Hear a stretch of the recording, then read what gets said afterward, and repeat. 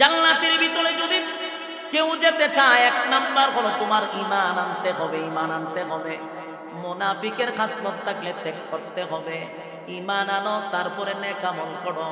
আল্লাহ বলেন ঈমান আর আমল লইয়া যদি কেউ জান্নাতে আসে, কেউ কবরে আসে, আমি আল্লাহ ওয়াদা দিলাম গুনার কারণে মানুষ শাস্তি ভোগ করবে।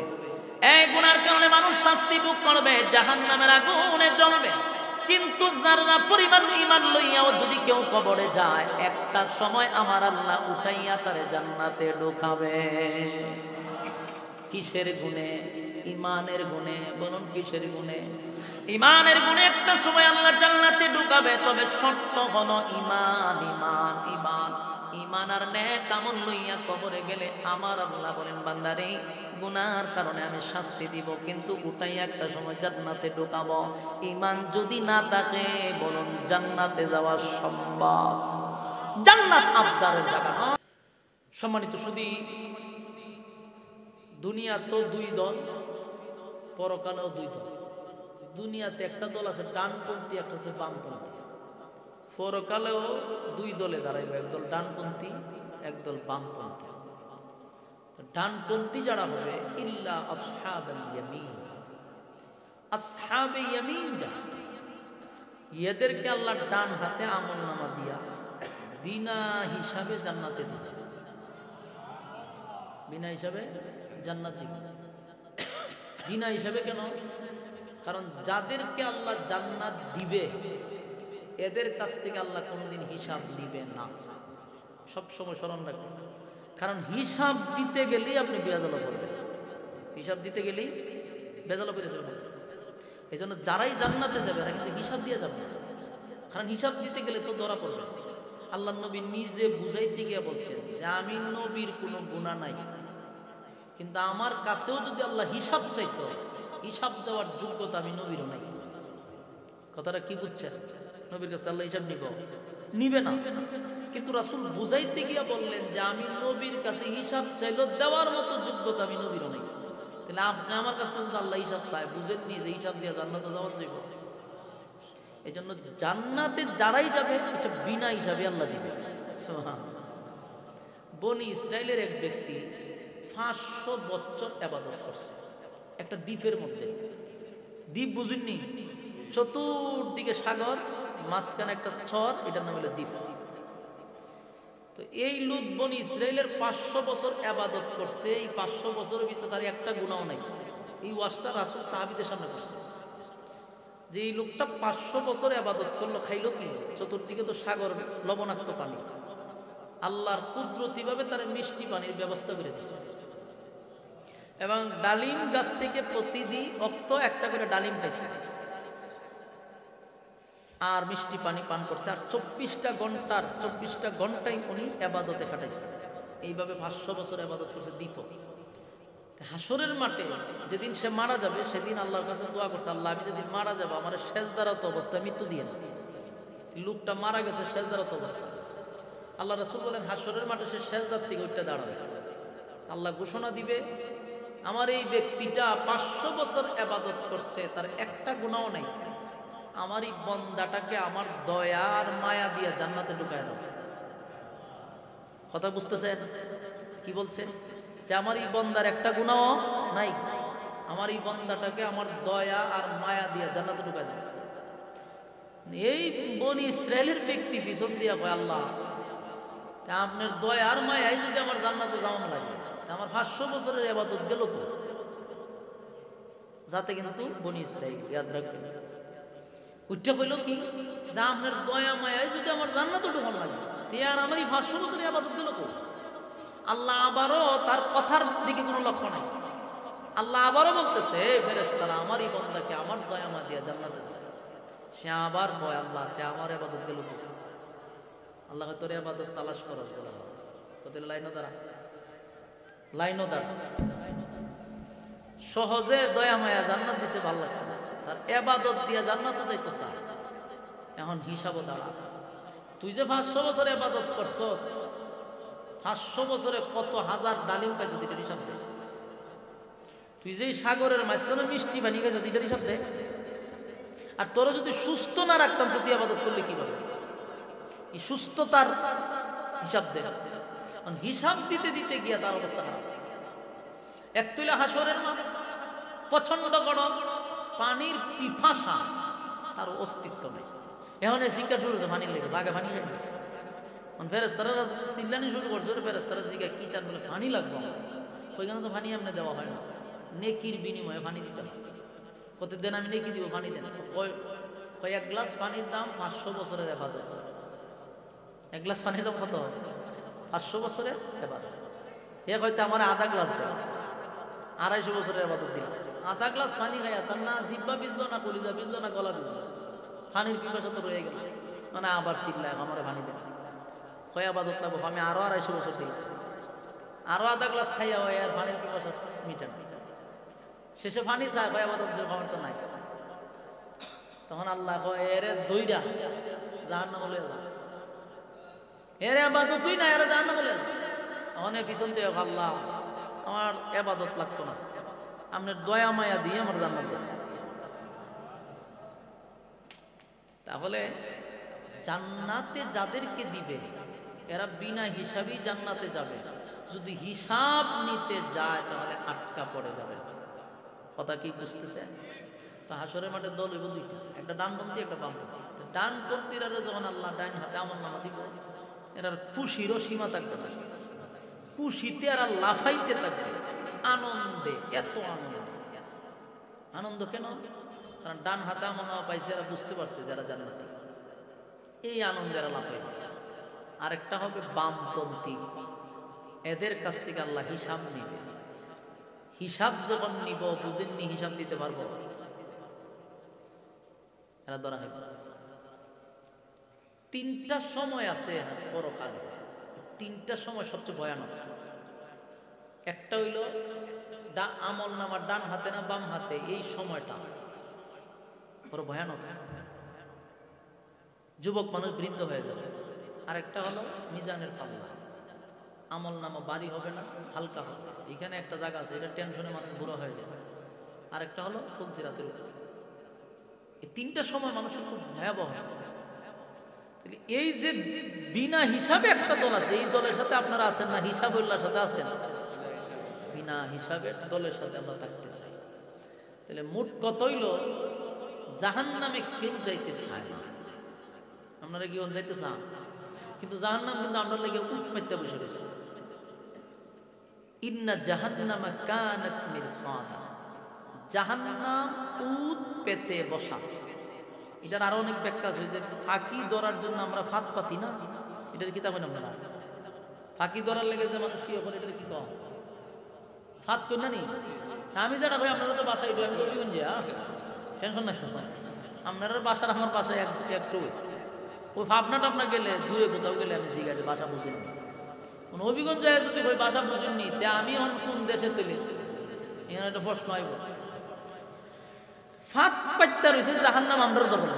ইন্না জাহান্নামা কানাত মিরসাদা, নিশ্চয়ই জাহান্নাম তোমাদের জন্য উত পেতে বসা।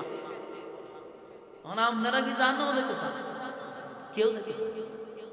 একটা টাটকা বেনামাজি নামাজ পড়ে না, বছরে মাত্র 2 বার পড়ে, 2 ঈদে। এছাড়া আল্লাহর বান্দা নামাজ পড়ে, এরকম বেনামাজিরে জিগায় এবার কইব আমি জান্নাতে যেতাম।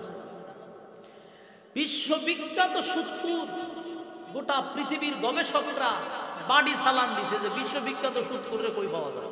বাড়ি আয়া পড়ছে বাংলাদেশে, আয়াত তো গায়ে বাইর করছে কারে? ডক্টর ইউনূস। যে সব বনাস আমরা বাংলাদেশে বইছে, বলে আমি কিতাব, বলে আমি বিশ্ববিখ্যাত সুদখোর। তাহলে আমি কি করব? বলে আপনারও পুরস্কার দিন। গোটা পৃথিবীর মধ্যে শ্রেষ্ঠ সুদখোরের জন্য বিখ্যাত হয়েছেন ডক্টর ইউনূস, তারা দিয়েছেন নোবেল পুরস্কার। চিন্তা করেন, নোবেল পুরস্কার ব্যক্তি আমরা বাংলাদেশে ওই এমন এক কাজে পাইছে, ইজ্জত সব শেষ। ভালো কাজে পাইল না, পাইছে কি তা সুদখোর হিসাবে। তো ডক্টর ইউনূস আপনি জিজ্ঞাসা যে আপনি কই যাইতেন মরার পর? এখন সব বনাস আমি জান্নাতে যেতাম স্যার, আমি ফাঁক্কা ইমানদার। বাস্তব না বাস্তব? একজন বেনামাজিরে জিগায় আপনি মরার পরে কই যাইতেন নিয়ত করছেন? কইবা আমি জান্নাতে যেতাম স্যার। বাস্তব না বাস্তব? তো প্রত্যেকটা মানুষের টার্গেট হলো সে জান্নাতে যেতে চায়। আমি প্রায় সময় বলি, জান্নাত কারো মামুর বাড়ি না, শ্বশুর বাড়ি না। চাইলেই জান্নাত পাওয়া যায় না। জান্নাতে যাইতে গেলে শর্ত আছে, আর প্রথম শর্ত হইল ঈমান। এই প্রথম শর্ত কি? তা ঈমান আনতে হবে কার উপরে? আল্লাহর উপরে। আমাদের ইয়াকিন আর বিশ্বাস হলো আমাদের আল্লাহ একজন, না শরীক টরিক আছে মাঝখানে? কথা কই না দি? কুল হুয়াল্লাহু আহাদ। নবী আপনি বলুন আমি আল্লাহ এক, অদ্বিতীয়, আমার কোনো শরীক নাই, কোনো ইলাহ নাই। এটা আমাদের ইয়াকিন আর বিশ্বাস। তাহলে ঈমান আনতে হবে এক আল্লাহর উপরে। ওয়া আমিলুস সালিহাত, তোমরা নেক আমল করো। ঈমানদার হিসাবে আমরা দাবি করলেও আমাদের মধ্যে কিছু লেবাস আছে, যেই লেবাসগুলোর কারণে আমাদেরকে বেঈমান বোঝা যায় না, বোঝা যায় মক্কার ইমাম। এই যে কিছুক্ষণ আগে হুজুরে বলল উনি যে আজকে কিছু লেবাসদারি মৌলবীদের কারণে আমাদের অনেক উলামায়ে কেরাম চার দেওয়ালে বন্দী। এটা কিন্তু বাস্তব কথা কইছে। এদেরকে চিনা বড় কষ্ট। যেমন উনি একটা রেফারেন্স দিয়েছেন আব্দুল্লাহ ইবনে উবাই ইবনে সুলুলের ব্যাপারে। এই আব্দুল্লাহ ইবনে উবাই ইবনে সুলুল কিন্তু রাসূলের পিছনে নামাজ পড়তো। আমার কথা কি বুঝতেছেন? লড়াচড়াটা যে করতেছে কিতার লেগে করে জানেননি? ওই যে বলছিলাম প্রথম বর কইরা লইছিল। কিতা করছে? বর করছে। শয়তান সাকসেস। ইন্ডিরা লড়াচড়া দেয়। এই মজলিস দিয়ে যারা উঠতেছে বুঝুন বর করছে। নেলে যাইতে করে মনোযোগ ফসরাবে ধরলে আমার আঙুল দেখা যায়। মনোযোগ দেন। তা আব্দুল্লাহ ইবনে উবাই ইবনে সুলুল রাসূলের পিছনে নামাজ পড়তো। ওমা ফাগরি আছেন অনেক লম্বা, টুপি আছেন, দাড়ি আছেন, মিসওয়াক আছেন, জুব্বা আছেন, সব ঠিকঠাক আছে। কিন্তু গোপনে গোপনে ইসলামের 12টা বাজাইছে। গোপনে গোপনে রাসূলকে মারার জন্য পর্যন্ত ষড়যন্ত্র করছে। বলুন ধরার কোনো সিস্টেম আছে? দেখতে তো একেবারে বোঝা যায় মক্কার ইমাম বুজুর্গ। এই আব্দুল্লাহ ইবনে উবাই ইবনে সুলুল মারা গেছে। তার ছেলে হইল আব্দুল্লাহ রাসূলের কাছে আসছে। আয়া হুজুর ঘটনা তো করছে। বলে কি হইছে? আব্বা মারা গেছে। রাসূলকে আমি কি করতাম? আপনি যদি আমার আব্বার জানাজাটা পড়াই দিতেন তাহলে আমার মনে হয় যে আমার আব্বার গুনাহটি মাফ হয়ে যাবে। আর উনার ছেলে যে আব্দুল্লাহ উনি কিন্তু একজন ইমানদার এবং রাসূলের সাহাবী, কলিজার থেকে মহব্বত করে। তো রাসূলের কাছে আবার সে এই কথা প্রকাশ করে যে হুজুর আমার আব্বা আপনার অনেক কষ্ট দিছে। আমার আব্বা যে মুনাফিক আছে এটা আমি জানি, আপনিও জানেন, লিস্টে আছে। কিন্তু আমার তো আব্বা, আমার তো বাপ, আমার তো মায়া লাগে। মারা যে গেছে খবরে গেলে যে ইচ্ছা মতো ভিডাই করে আমি জানি। কিন্তু এখন আপনার যদি জানাজাটা আপনি আমাকে পড়াই দেন আমার বাপকে, তাহলে আমার দিলে সাক্ষী দেয় আমার বাপকে আল্লাহ মাফ করে দেবেন। রাসূল তো হলেন দয়ার সাগর, মায়া মহব্বত বেশি। হয় আমার জানা যায় যদি তোমার আব্বার আল্লাহ মাফ করে দেয় তো কোনো অসুবিধা নেই, জানাজা পড়াই দেবে। এই গানে সুবহানাল্লাহ আসেনি? তিনি কইেন, কারণ একটা চিন্তার বিষয়, এত বড় শত্রু মারা গেছে, খুশি হইবার কথা না। কিন্তু রাসূল বলেন আমার জানা যায় যদি তোমার আব্বার গুনাহ মাফ হয় তা আমি নবী প্রস্তুত জানাজা পড়াইয়া দিতে। সুবহানাল্লাহ। আব্দুল্লাহ কথাটা শুনে কিন্তু জাগাত দাঁড়াইছে, ওটা দৌড় মারছে কেন জানেননি? যদি কেন দাঁড়ায় তাকি জিবরাইল আয়া ফেলে, জিবরাইল আয়া যদি আয়াত নাযিল করে তো জানাজা বাদ হইব। এই জন্য ওটা দৌড় মেরে করছে কি মদিনার যত মানুষ আছে সবার কাছে গিয়ে পাবলিসিটি করছে যে শোনো আমার আব্বার জানাজা কিন্তু নবী পড়াইবে। তো যে হুনে ওই আটকা যায় এটা ঘটনা। এটা কিভাবে সম্ভব? একটা এত বড় মুনাফিক তার জানাজা নবী পড়াবে, এটা কেউ বিশ্বাস করতে পারতেছে না। চতুর্দিকে পাবলিসিটি করছে। এর মধ্যে খবর পড়ছে গিয়ে মুনাফিকদের কাছে, 1000 মুনাফিকের কাছে খবর পড়ছে যে আমাদের লিডারের জানাজা মুহাম্মদ পড়াবে। এরা সর্বনাশ, জানাজা দেখতেই 1000 মুনাফিক জানাজা দেখার লেগে গেছে। এই পরিস্থিতিতে হযরত উমরের কান পর্যন্ত গেছে। উমর তো আর এটা স্বাভাবিকভাবে নিতে পারতেছে না। হযরত উমর স্বাভাবিকভাবে নিতে পারতেছে না যে এত বড় মুনাফিকের জানাজা নবী পড়াবে, এটা বরদাস্ত করতে পারতেছে। এখন কি করা যায়? রাসূলের কাছে গেছে, গিয়া যে রাসূলকে বলবো যে জানাজাটা পড়ায়েন না, এটা তো আদেশ হয়ে যাবে। রাসূলকে তো ডাইরেক্টলি কোনো কথা বলতে পারতেছে না। একটা আয়াত স্মরণ হয়েছে, বারবার এই আয়াত পড়ে, ইস্তাগফির লাহুম আও লা তাস্তাগফির লাহুম ইন তাস্তাগফির লাহুম ৭০ মাররাতান ফালান ইয়াগফিরাল্লাহু লাহুম যালিকা বিআন্নাহুম কাফারু বিল্লাহি ওয়া রাসূলিহি ওয়াল্লাহু লা ইয়াহদিল কওমাল ফাসিকিন। এই আয়াত হযরত ওমর নবীর কানে কানে বারবার রিপিট করতেছে। কি আয়াত বারবার করতেছে? ডাইরেক্ট নবীরে কিছু বলা যাবে না, কিন্তু আয়াতটা যদি নবীর কানে পৌঁছে যায় নবী বুঝতে পারবে। হযরত ওমর আল্লাহর হাবিবের কাছে গিয়া কানে কানে বারবার আয়াতটা পড়তেছিল। আল্লাহর নবী বুঝতে পারছেন ওমর কেন বারবার এই আয়াত পড়ে। ডাইরেক্ট তো বলতে পারে না হুজুর মুনাফিকের জানাজা আপনি পড়ায়েন না, ডাইরেক্ট সাহাবীরা নবীর ডাইরেক্ট কোনো আদেশ করতেন না। তাই আয়াতে কারিমা যখন নবীর কানে কানে বারবার রিপিট করতে লাগলো, আল্লাহর পয়গম্বর বলেন, ওমর তুমি বারবার আমার কানে কানে এই আয়াত কেন পড়তেছো? কোন কারণে? তুমি কি বুঝাইতে চাচ্ছ? এই আয়াতের মধ্যে আমার আল্লাহ বলছেন মুনাফিকের জন্য যদি আমি ৭০ বার দোয়া করি আমার মালিক এই দোয়া কবুল করবে না। এই আয়াত কিন্তু আগে না দিয়েছে, আল্লাহ বলে দিয়েছেন আপনার নবী যদি ৭০ বারও দোয়া করেন আমি দোয়া কবুল করব না। কথা কি বুঝতেছেন? এটা সাধারণ কথা না, যেখানে নবী হাত তুললেই দোয়া কবুল। এখানে আল্লাহ কয় আপনি ৭০ বার নবী হয়েও যদি দোয়া করেন মুনাফিকের জন্য আমি দোয়া কবুল করব না। মানে আপনারা বলেন মুনাফিক কত নিকৃষ্ট। আমার কথা কি বুঝতেছেন? মুনাফিকের থেকে নিকৃষ্ট কোনো আর জাত নাই। কিন্তু মুনাফিক চিনা বড় কঠিন। মুনাফিকের লেবাস মক্কার ইমামের চেয়ে বেশি। কথা কি বুঝতেছেন?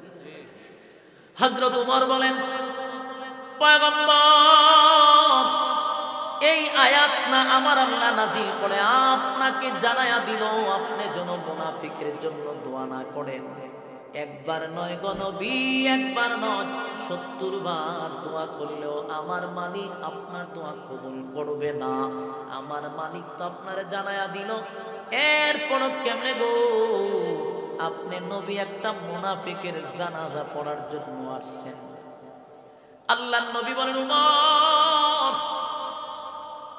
এই আয়াতের মধ্যে আমার মালিক মুনাজাতের কথা বলছে, আমি যেন তার জন্য দোয়া না করি। কিন্তু এই আয়াতের কোথাও তো আমার মালিক নামাজের কথা নিষেধ করে নাই।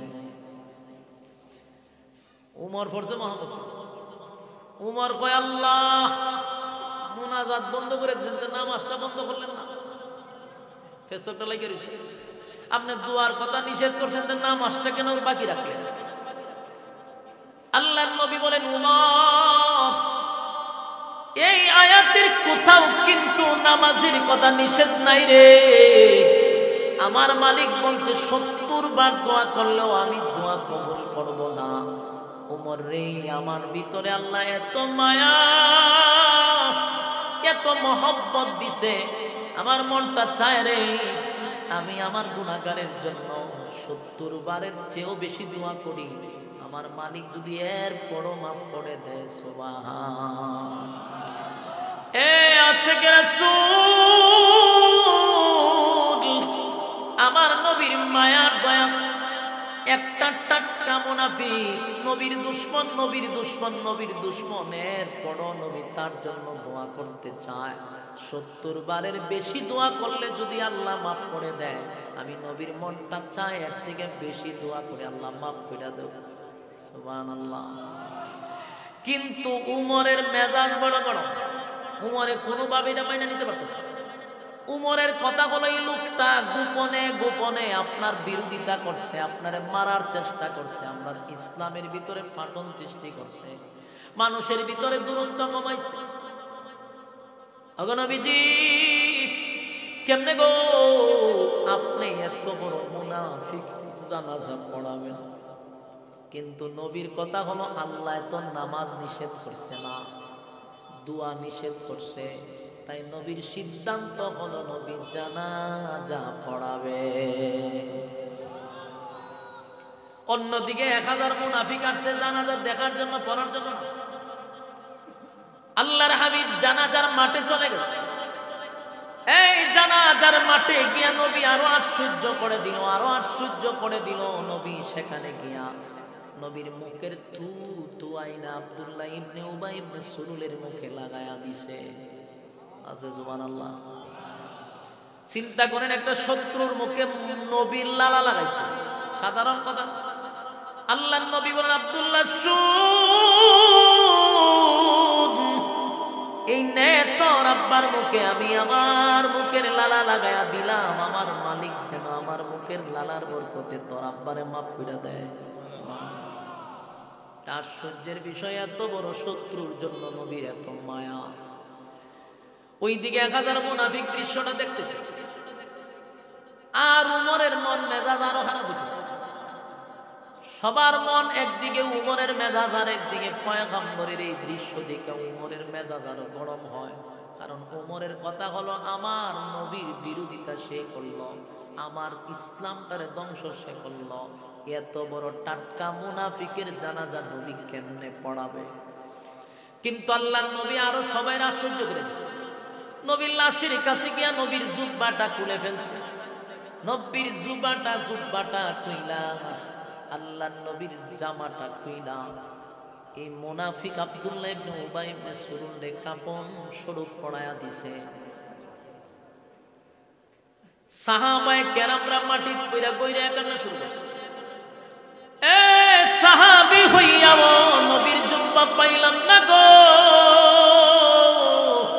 কিন্তু একটা টাটকা মুনাফিক হইয়া আমার নবীর জুব্বা পাইল,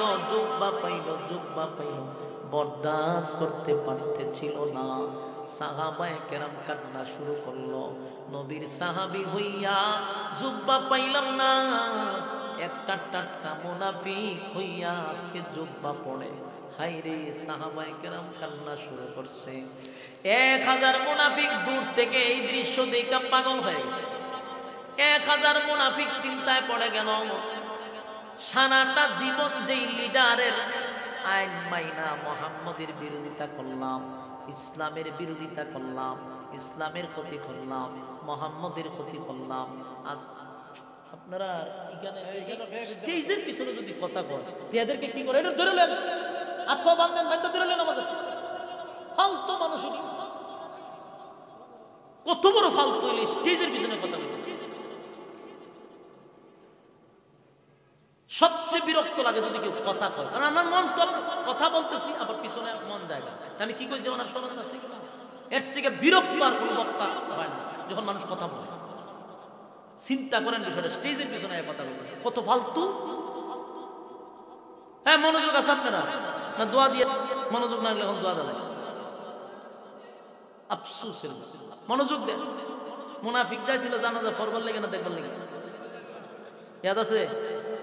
এই 1000 মুনাফিকের বক্তব্য হইল, যার নেতৃত্বে আমরা ইসলামের বিরুদ্ধে কাজ করলাম, যার নেতৃত্বে মুহাম্মদের বিরুদ্ধে কাজ করলাম, সেই নেতারে জুব্বা পড়ায়া দেয়, এই নেতারে মুখে লালা লাগায়া দেয়, তাহলে তার দুশ্মনের প্রতি যদি এত মহব্বত হয়, তাহলে তার বন্ধুর প্রতি কত মহব্বত হবে? বিষয় বুঝতেছেন? মুনাফিকের বক্তব্য হইল, তার একটা দুশ্মন, এই দুশ্মনের প্রতি যদি আব্দুল্লাহর পুত্র মুহাম্মদের এত মহব্বত হয়, তা আমরা যদি তার বন্ধু হয়ে যায়, আমাদের প্রতি তার মহব্বতটা কেমন হবে? সুবহান। 1000 মুনাফিক আশ্চর্য হয়ে গেছে নবীর আখলাক আর চরিত্র দেখে। এই 1000 মুনাফিকের এই চরিত্র, আল্লাহর নবীর চরিত্র দেখে পাগল পাগল হয়ে গেল, আর নিজেরই তারা ধিক্কার জানাইতে লাগলো। কার বিরুদ্ধে সারাটা জীবন আমরা এইভাবে বিরোধিতা করলাম? কার জন্য সারাটা জীবনে তো বিরোধিতা করলাম? যারে মারার জন্য আমার লিডার আমাদেরকে নির্দেশ দিল, আজকে সেই লিডারের মুখে তুতু লাগায়া দিছে, লিডারের শরীরে তার নিজের জুব্বাটা পড়ায়া দিছে। হাইরে, এমন মানুষের বিরোধিতা আমরা করতে পারলাম? নবীর আখলাক আর চরিত্র দেখে 1000 মুনাফিক সিদ্ধান্ত নিছে, আর কোনোদিন বিরোধিতা করব না, তার বন্ধু হয়ে যাব। দৌড়াইয়া 1000 মুনাফিক নবীর সামনে গিয়া কালেমা পইরা ঈমান আনছে। এই 1000 মুনাফিক বলে, নবী গো, জীবনভর আপনার বিরোধিতা করছি গো নবী, যার জানাজা পড়ানোর জন্য আপনি আসছেন, এই লোকটার নির্দেশে আপনার বিরোধিতা করলাম, ইসলামের বিরোধিতা করলাম, কিন্তু আজকে লিডারের প্রতি আপনার এত ভালোবাসার মহব্বত আমাদের ভিতর নাড়া মারছে। আমরা যদি আপনার বন্ধু হই তাহলে আমাদের জন্য আপনার কত মহব্বত হবে। আর দেরি করি না, কালেমা পড়ায়া দেন, লা ইলাহা ইল্লাল্লাহু মুহাম্মাদুর রাসূলুল্লাহ সাল্লাল্লাহু আলাইহি ওয়াসাল্লাম। কালেমা পইরা 1000 মুনাফিক ঈমান আনছে। বলুন, মুনাফিক মরছে কয়জন? কালেমা পড়ছে কয়জন? এক মুনাফিক মরল, 1000 মুনাফিক ঈমান আনল। সুবহানাল্লাহ। মাঝখানে শুধু নবীর আজিম চরিত্র দিকে পাগল হয়ে গেছে, আল্লাহর পয়গম্বরের চরিত্র দিকে পাগল হয়ে গেল।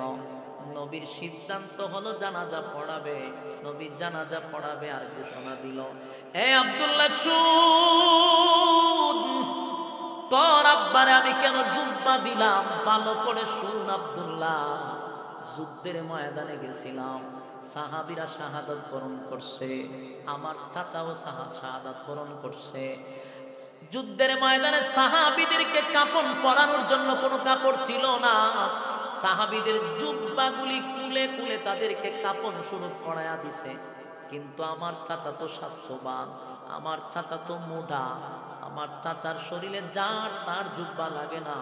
সেদিন তোর আব্বা আমার চাচারে তোর বাবার জুব্বাটা খুলে কাপড় স্বরূপ পরায়া দিছে।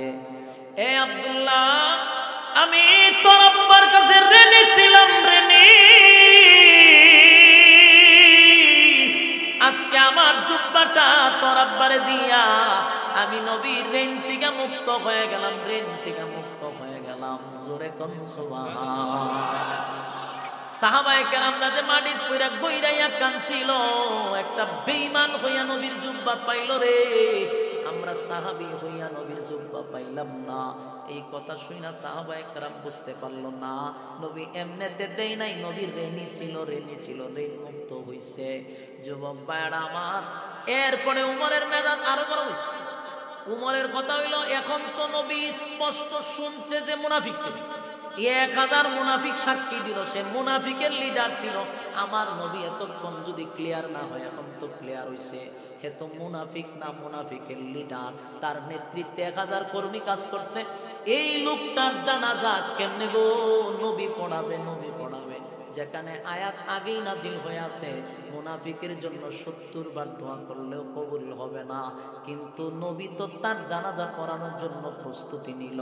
ওমর বারবার আসমানের দিকে তাকায় আর বলে, মালিক, কলিজায় বরদাস্ত হয় না গো, যেই নবীর বিরোধিতা করলো তার জানাজা নবী পড়াইব।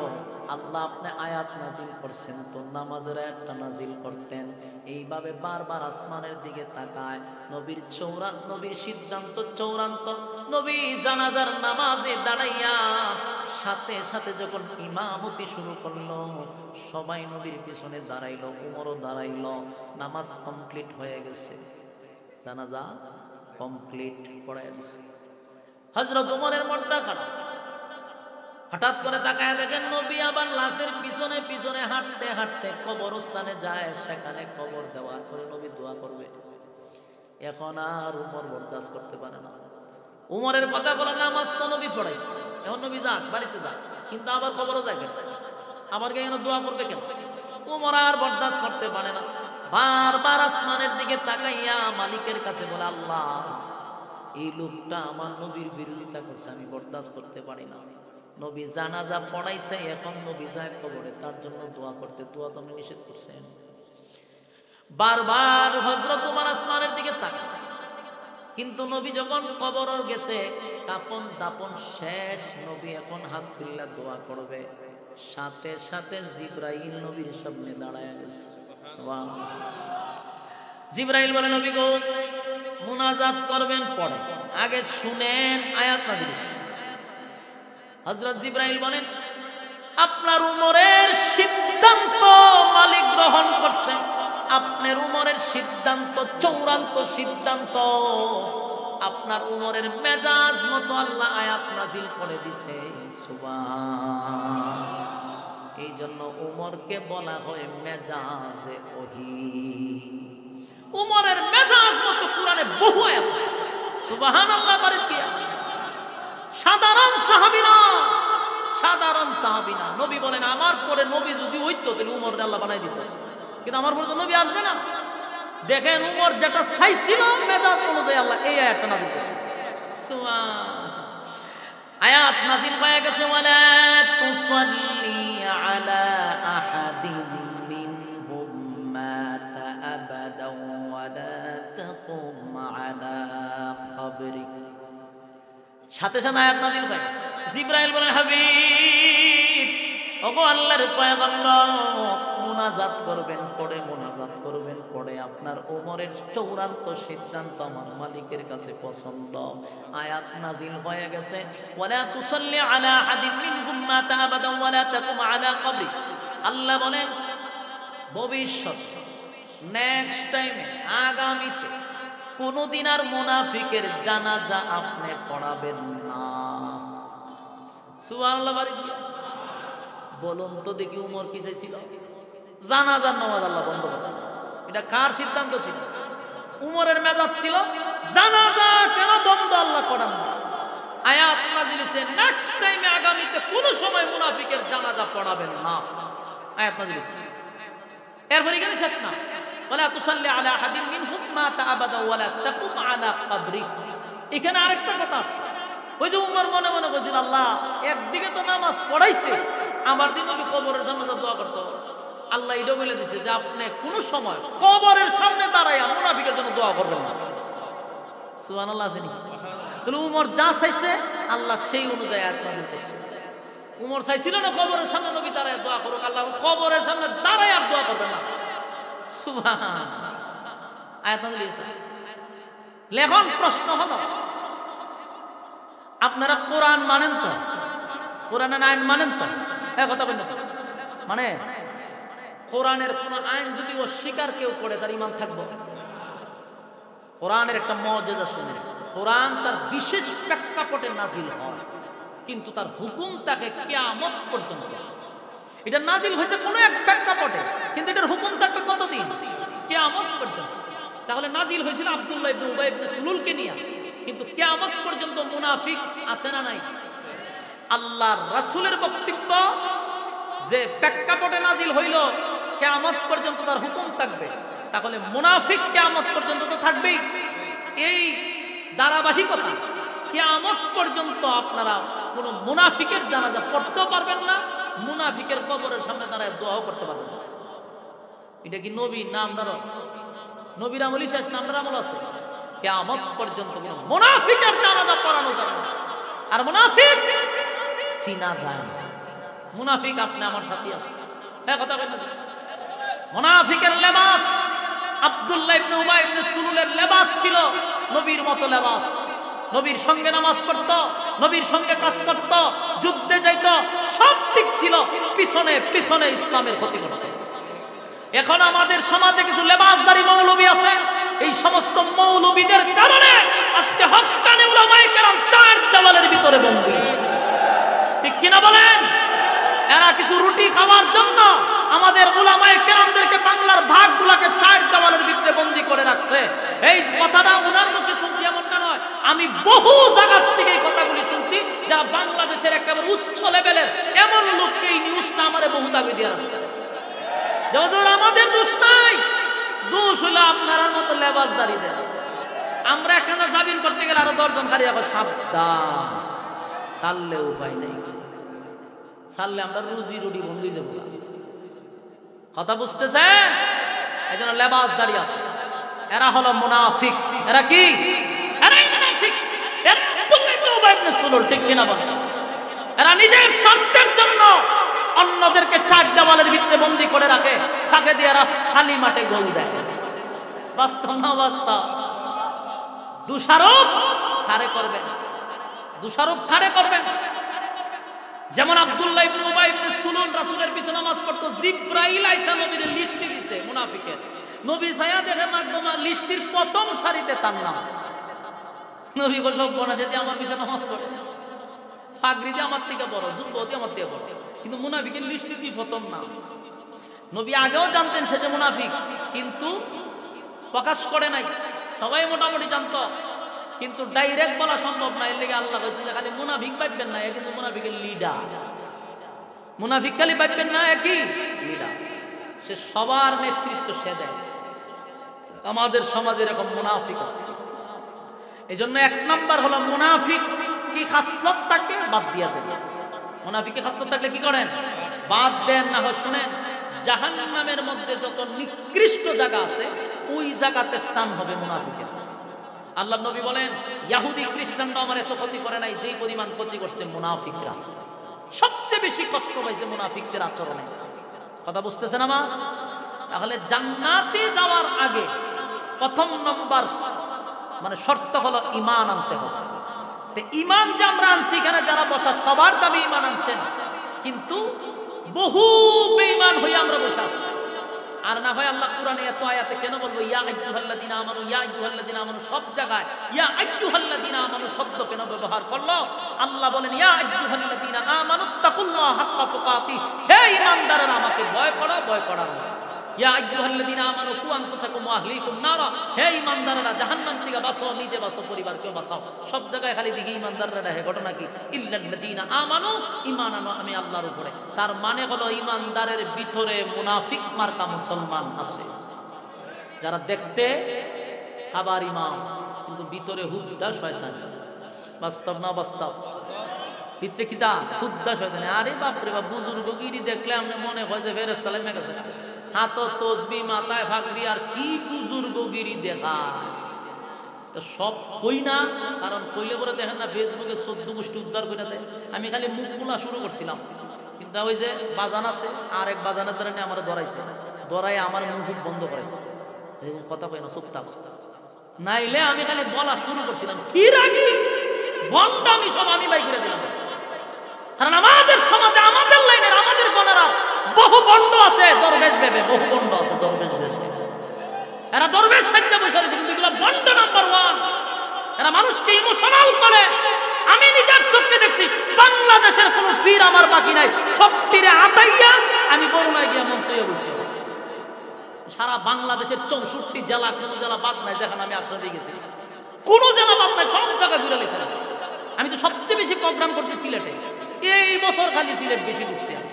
তাহলে আমার ভাই চিনি 5 বছরের ভিতরে আমি প্রোগ্রাম করছি না, আমার সব দূরে, সবচেয়ে বেশি বছর করছি আমি এই লাইনে। সবগুলা পীররে আমি একেবারে ভালো কইরা যাচাই বাছাই করে দেখছি যে আমার মতো পীর আর নাই, আমি সবচেয়ে বড় পীর। মানে আমার এনালাইজ অনুযায়ী আমি বুঝছি এগুলো তো বন্ধ। এরা মানুষকে ইমোশনাল করে, এরা মানুষের দুর্বল জায়গায় আঘাত দিয়া এরপরে আদায় করে। এর শিখে দিচ্ছি যে এরা চেয়ে বড় পীর আমি, কারণ আমার মধ্যে ক্রিমিনালি নেই। আমার মুখ দিয়ে যা আছে তাই, আমি পিছনে আরেক কথা বলি না। সম্মানিত শুধু উনার কথার উপরে ভর করে এই পর্যন্ত আসছি। আমাদের উলামায়ে কেরাম আজকে 4 দেওয়ালে বন্দী, আমাদের মতো কিছু লেবাসদারীদের কারণে। প্রশাসন আপনি কি দোষ দিবেন? আপনারা কি মনে হয় আমরা প্রশাসনের সাথে কথা কই না? প্রশাসনের এমন কোনো জায়গা নাই যে আমরা কথা কই না। সবার সাথে মহব্বত আছে, সবার সাথে ভালোবাসা আছে। আশ্চর্য হইবেন, এমন এমন জায়গা তো আমরা যাই, কিন্তু ওখান থেকে মেসেজ পাইছি হুজুর আমরা দোষ নেই, আমাদের দোষ নেই। দোষ হলো আপনাদের মতো এরকম লেবাসদারি লোকদের। সম্মানিত শুধু ঐক্য হতে হবে, এক ঐক্য হতে হবে, এক প্ল্যাটফর্মে আসতে হবে, না হয় বাংলাদেশে ইসলাম কায়েম কখনো করা সম্ভব হবে না। আমার কথা বুঝতেছেন? এই গুতাগুতি দলাদলি বাদ দিতে হবে। আমরা ইসলাম কায়েম করলাম, ইসলাম খাইলাম, ওই তো সম্পূর্ণ ভণ্ডামি কথাবার্তা। আর এবার আগে তুই ঐক্য হ, এক হ, এক প্ল্যাটফর্মে আস। তোর জাতিবার বদনাম তুই কইরা মানুষের কাছে দুশ্মন সাজাইতেছ কেন? মানুষকে তামসা দেখাস কেন? কথা একটা কথা ইয়াদ রাখবেন, আমার যদি ভুল হয়, আপনার দিল যদি ভালো হয়, কথা বুঝবেন, আমার যদি ভুল হয়, আপনার দিলটা যদি ভালো হয়, তাহলে আপনি অবশ্যই আমাকে সংশোধন করবেন। সংশোধন কি ফেসবুকে, ইউটিউবে, মানুষের সামনে? এটা সংশোধন করা নয়, এটা বিদ্বেষ ছড়ানো। এটা কি ছড়ানো? বিদ্বেষ ছড়ানো। এটা আরো বিতর্কিত সৃষ্টি করানো উদ্দেশ্য আপনার। আপনি কিসের পীর? কিসের পীর আপনি? আমার যদি ভুল থাকে, আপনার দিল যদি পরিষ্কার থাকে, আমার ডাক দানেন আইনা বসান, আমার ইসলাহ করেন। না আপনি যদি ফেসবুকে গিয়া দরবেশ সাজেন, আপনার উদ্দেশ্য খারাপ। উদ্দেশ্য খারাপ। কথা কি বুঝতেছেন? উদ্দেশ্য আপনার ভালো না। কারণ এই ফেসবুকে শুধু আলেম থাকে না, ফেসবুকে নাস্তিকও থাকে। কথা বলেন না? নাস্তিকরাও থাকে। তা আমার আর আমার জাতি ভাই যদি আমরা দ্বন্দ্ব করি ফেসবুকে, নাস্তিকরা বসে বসে হাসে। কথাটি আপনারা নেগেটিভ সাইডে নিয়েন না। আমি যেটা বলতেছি, আপনার যদি মেধা থাকে, মাথার যদি গোবর না থাকে, তাহলে মানুষ ভালো সাইডটা দেখবে। আর যদি মাথায় গোবর থাকে, তখন মানুষ সমালোচনা করে। আপনি একটু চিন্তা করেন তো দেখি, ফেসবুকে খেয়ে আমি আর হুজুরি আছি, আর আপনি আছেন, কেন এখানে নাস্তিক নাই? তো আমি আর হুজুর যদি খাতা চুরাচুরি করি, মাঝখানে যে নাস্তিক বসে, কি করবো? এত তালে দিতে লাগছে। কথা কোন ঠিক? তাহলে আমি কেন বেজাতিদেরকে হাসাবো?